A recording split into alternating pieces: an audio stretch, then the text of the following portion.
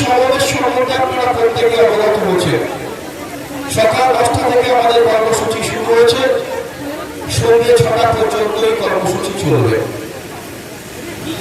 আপনারা জানেন যে আমাদের শান্তির বাংলা, সোনার বাংলাকে বারবার কালিমালিপ্ত করার জন্য, দূষিত করবার জন্য একটা চক্রান্তকারী দল পশ্চিম বাংলার পাহাড় থেকে সমতল চতুর্দিক আঁকড়ে ধরার চেষ্টা করছে।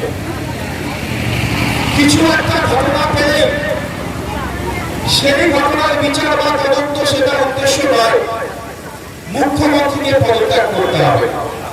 কারা বলছে না? কিছু মানুষ যারা সিপিএমের সমর্থক, বিজেপির সমর্থক, ওরা মুখ্যমন্ত্রীর পদত্যাগ চাইছে। ওদের লজ্জা হওয়া উচিত, কারণ যখন নির্বাচন হয়েছিল, বিধানসভা নির্বাচন, ওদের ভোটে মমতা বন্দ্যোপাধ্যায় বাংলার মুখ্যমন্ত্রী হয়নি।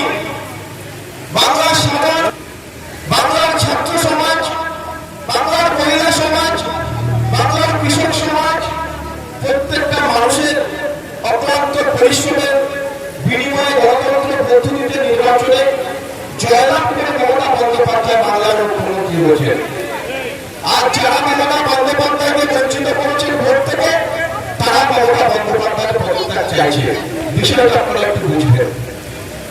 9 আগস্ট আজীবনে ঘটনা ঘটেছে, আমরা প্রত্যেকেই জানি।